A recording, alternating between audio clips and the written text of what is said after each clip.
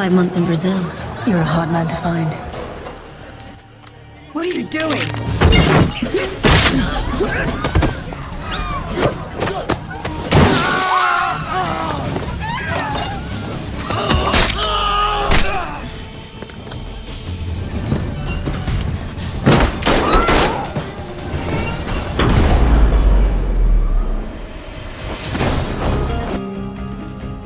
Earlier, Bishop is in his boat chilling, reading a newspaper and playing good music. And when he finally steps out, he arms the boat using a command from his phone before heading off. At night, he sneaks back to the boat dock and sees armed men swarming over his vessel. So he detonates the bomb remotely, blowing the entire group to pieces. He rushes to his quiet hideout, digs for information on the lady who confronted him earlier, gathers cash and a fresh passport, burns his old identity, and vanishes. He arrives on a peaceful beach and meets May, who welcomes him with a knowing smile. He tells her he intends to find someone before that person finds him. Inside his hut, he opens his hidden safe, brings out his tools and equipment, and starts piecing everything together. He uncovers who the woman is and learns more about the man she works for. The next day, he's outside when he sees Gina and watches her from a distance through his binoculars. Later, the younger meets the older one and asks for some first aid supplies since she's run out. And the woman notices marks on Gina's arms but doesn't push.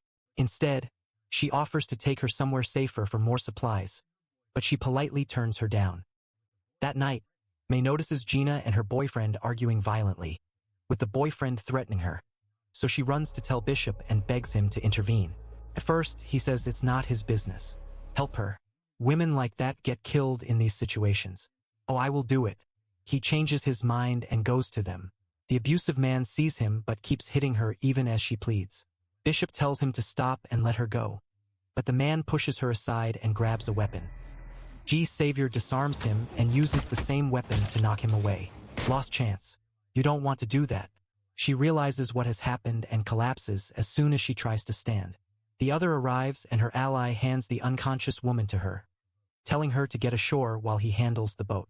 He searches it and finds Gina's passport and a phone that has his picture stored on it. He gathers whatever matters, leaves the rest, sets the boat on fire, and returns to shore. When he storms back into his hut and sees her inside, he connects the dots. If her phone has his image on it, then she and the woman from the restaurants might both be linked to the same man, Crane. He points a gun at her and orders her to talk, demanding everything she knows about Crane.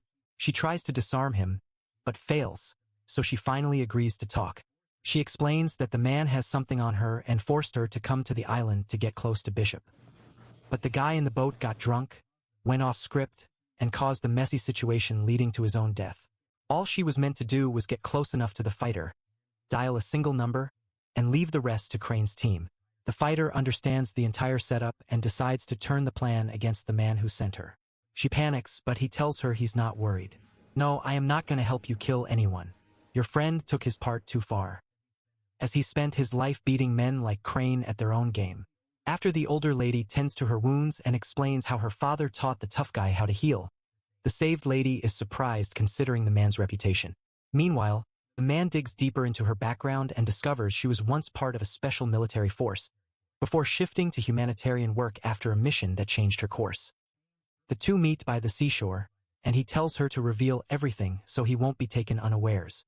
She explains she runs a shelter for trafficked people. But one day, the bad man kidnapped one of her staff, and after a while, 2 days later, she was thrown off a truck at my front door. Lifeless, and even though they rushed her and offered help, she died within the hour. She says they followed it up with threats that everyone in her care would end up the same way, and that's why she had no choice but to do whatever they demanded. The next day, he spots a boat out on the water, and when he looks through his binoculars, he sees men carefully scanning the area. He walks up to her and grabs her hand like his partner, then leads her to the lively side of the beach while quietly explaining his thoughts. May ushers them in and performs the couple's tradition, tying them together and guiding them through the steps that follow. As the accidental couple laugh and play along, the men on the boat snap pictures of them, assuming everything is genuine. Later that evening, she meets him by the fire and thanks him again for everything he has done, but her fears about the kids and the shelter still weigh heavily on her. He understands vulnerability more than he admits, and he tells her he knows what it means to be owned by someone ruthless because he was taken in and trained as a child soldier alongside Crane. He explains he eventually escaped, but the other guy didn't, and because the escape was blamed on Crane, the man never recovered from it, which is why he's hunting for blood now. The two then fall into a moment, kiss, and make love. Deep in the night, he wakes her gently and tells her he has planned a way out for her and the kids. He says he won't bend to the stupid demands, and once she's safe, he'll deal with the man himself. Morning arrives, and as they stand by the shore, a team of men in uniform approach aggressively. Two men grab the frightened woman and haul her into a boat, though it isn't enough because the remaining men speed away with her. He knocks down the next attacker, but the policemen point their guns at him and force him to the surrender. Meanwhile, the team lead calls the boss and reports the capture. They take him to a compound where a woman ensures he enters unarmed. He's offered a seat without realizing the chair is rigged with a deadly device. The boss arrives, and after awkward greetings, he tells the strong guy he must perform the 3 kills in order to see his lover again. His first target is a man imprisoned in a remote Malaysian facility, surrounded by shark-infested waters. The target treats the prison like a fortress and has loyal men are placed throughout. The boss hands Bishop a pill to take only after the kill is confirmed, then leaves. He gets to work immediately, planning the wild trip and collecting the necessary supplies. Back at his hideout, he assembles small lethal tools hidden inside cigarettes and chewing gum to slip past detection. He forges a passport matching the identity of a wanted man and draws a matching tattoo so the story fits. Once in Malaysia, he provokes a cop, gets arrested, and the forged passport seals his entry into the high-security prison. He's processed and handed his belongings, then led into the yard where inmates are busy with their daily activities. Krill walks in with several bodyguards and Bishop quietly asks another prisoner who the stern-looking figure is. The man gives him a quick rundown of Krill's bloody past as an executioner for militias. The inmate explains that many inside want the tough guy dead because of his old atrocities, then points out his former henchman who now intends to kill his old boss. Bishop manages to get hold of a knife and keeps a close watch on the unfolding tension. When the ex-assassin tries to sneak behind his former boss with the blade strapped to his hand, the fake inmate intercepts, swings his own knife, and kills the attacker. The boss is grateful and immediately warms up to him, inviting him for dinner, but he only agrees on the condition that they eat alone without guards hovering around. At dinner, the executioner talks about the assassin's brother he once killed, and also talks about loyalty being a rare thing, and about his ambition to lead the whole of Africa once he gets out. He even offers Bishop a job. But before anything can happen, the man on a mission grabs him, pins his neck to the corner until he passes out. He then mixes a concoction, forces it down his throat, and positions him like he's deep in prayer. When the guards hear strange noises, they barge in, but Bishop tells them to give the religious man space to meditate, and they are calm. Suddenly, the alarms blare across the facility, and everyone is ordered to gather. Bishop plants his small weapon on the wall, swallows the tracker, and detonates the charge, creating a hole big enough to escape through. He rubs a protective cream on his skin, slips out, dodges security, dives into the water, and swims toward the ship waiting for him. On board, the men call the boss, who hands the phone to the captured lady with details of his next target. The boss then tells her he believed his man would succeed the moment he saw her wearing his father's wristwatch, a reminder that he'd do anything to protect her. The next target is a man who built his fortune trafficking underage girls, and while the wicked magnate swims lazily in his suspended pool at the top of his penthouse, the skilled assassin poses as a potential apartment buyer and gains access to a section of the building just long enough to study the layout and take the cues he needs. Back at his hideout, he begins crafting the equipment for the task, even building a replica of the pool system so he can figure out exactly how to collapse it. Once he's ready, he heads out and enters the building disguised as a workman. He slips through a window and climbs up the outer structure until he reaches the underside of the clear pool, carefully avoiding every guard on patrol. The target eventually returns and prepares for his swim, unaware that the intruder has drilled a weapon into the structure beneath him and injected a destabilizing chemical. When the man dives deeper, he ends up face to face with the killer beneath the glass. Bishop hastens the leak and jumps back inside the room, watching calmly as the pool gives way and the notorious trafficker plummets to his death. News spreads everywhere that the wealthy predator is dead, so the boss orders his guard to hand the phone to the hostage. While on the call, the trapped woman subtly shows his lover the number on the boat, but the guard catches on and cuts the call. Still, The sharp-eyed fighter memorizes enough and quickly contacts the authorities, pretending his boat has been tampered with. Minutes later, a helicopter takes him to the location and drops him straight into the sea. He goes under the vessel unnoticed and eliminates the first 2 guards with clean shots once he shows up. Once on deck, he takes out another man silently and pushes him aside. One guard finally catches sight of him, but Bishop uses the proximity to his advantage and unloads several rounds into the man before putting bullets into 2 more, who barely have time to react. He hides the bodies and continues. Inside the cabin, he moves cautiously, but a guard spots him, so he shoots the man and uses his body as a shield, missing his shot at the others as he slips into a small room that lures the guards out. Once they crowd the doorway, he finishes them off. Another enemy storms in, firing wildly, forcing him into the engine room where he kills 1 more before running out of bullets. He climbs out of a narrow hole, and as he tries to escape, he sees the girl being dragged toward him by several guards, so he retreats back into cover while she tries to break free but gets overpowered. The men corner the intruder and almost catch him, but he pulls himself into upper compartments, moving through tight spaces and knocking down another opponent on the way. The woman gathers herself and manages to take 2 guards down, while Bishop smashes 1 man against a wall and throws another over the rail, sending him tumbling down the ship. Still, she's captured again and dragged away.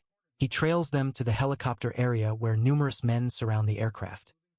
He grabs 1 guard, sets off a bomb, and the explosion flings everyone including him across the deck. He struggles to rise, but more enemies swarm him, stabbing him with a blade. Then he drops. They bring him before the mastermind, who claims he fully anticipated all of the stunts and reminds him that he must finish the remaining kill if he wants the girl back. As the villain walks away, Bishop headbutts 2 guards instantly, swings a chair at another, kicks 1 man's knee out, slams another in the face and uses that same man's body to crash through a glass divider and dive straight into the ocean. With his hands still bound, he swims underneath the ship, retrieves his hidden tools, frees himself, and uses a small underwater device to propel himself to a safer distance. The next assignment comes quickly, an arms dealer protected by an ultra-tight security system. The killer has only 24 hours to make the kill, and as he studies the setup, he realizes Crane is using him to take out special targets that are his own competition. From a distance, Bishop takes out a security guard at the arms dealing facility, and when the team calls for a helicopter, he sneaks inside and rides with them to the compound.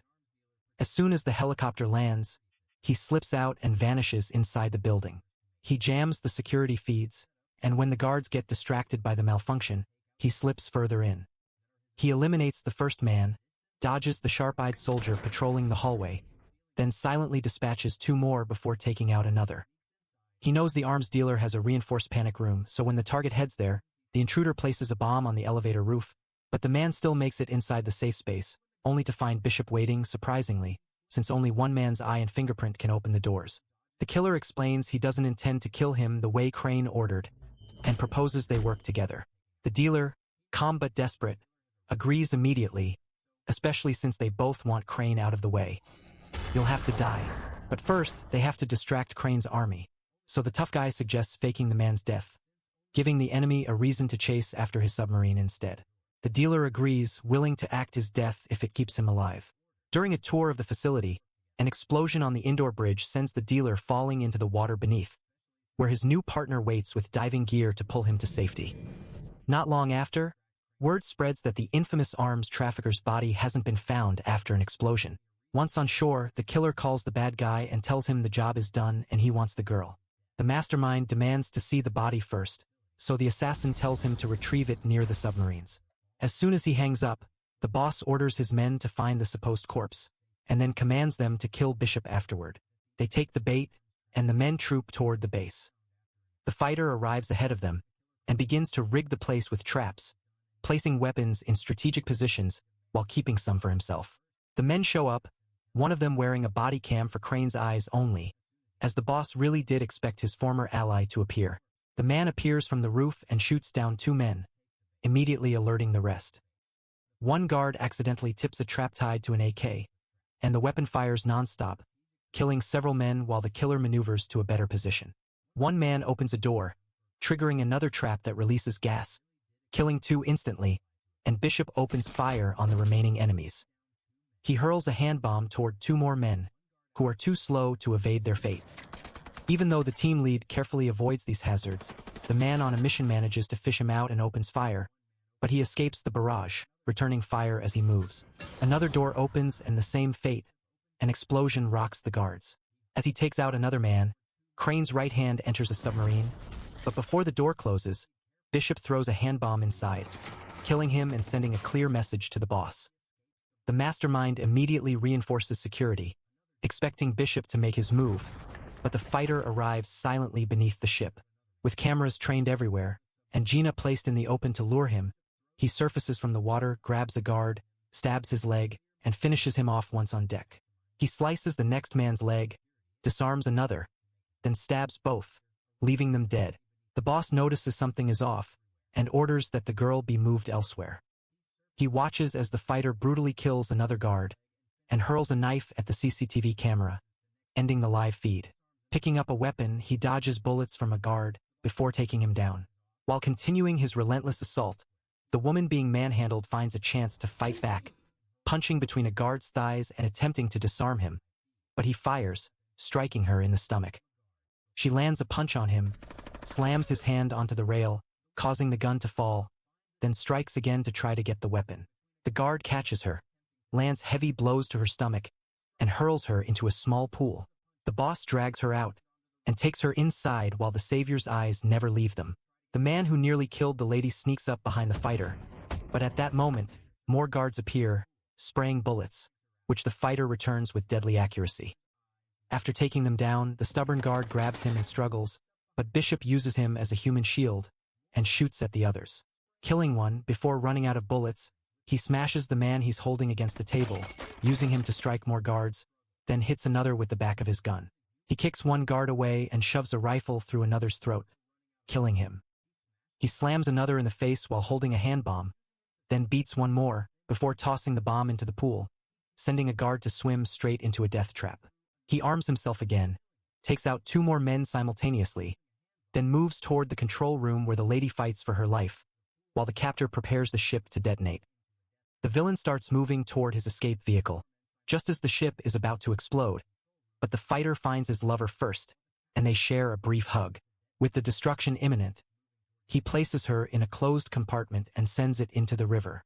The boss sees this and sends his men after him, but Bishop evades them.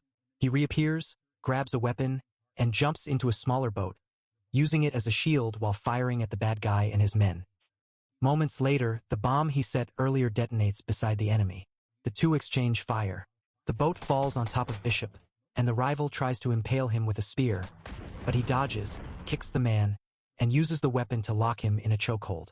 He beats the man, shoves him aside with the weapon. When the adversary stands, the tough guy lands brutal blows to his face, sending him crashing. The bad guy reminds him of his desertion years ago, explaining why he seeks revenge. The boss catches him with a chain and pulls him down, then swings an anchor, but Bishop dodges. The next swing grazes him, but the subsequent one sticks, and he uses the chain on the man who catches it, is brought down, and has his neck tied with the tool, hooked to the ship, unable to free himself. He tells Bishop he won't make it out, but the fighter has other plans. In a moment, the ship explodes. The wealthy man arrives later to the news that his new partner did not survive. Meanwhile, Gina is in Cambodia, continuing her humanitarian work, when her man shows up unannounced, revealing he is alive. The rich man conducts research on ships and deduces that the fighter must have hidden in a safe compartment during the destruction. Checking CCTV footage obtained from the scene, he watches the intruder emerge from the wreckage, sneaking away, and finds himself thoroughly impressed. Thank you so much for supporting my videos. Click on one of the ones on your screen to watch more great recaps like this. See you.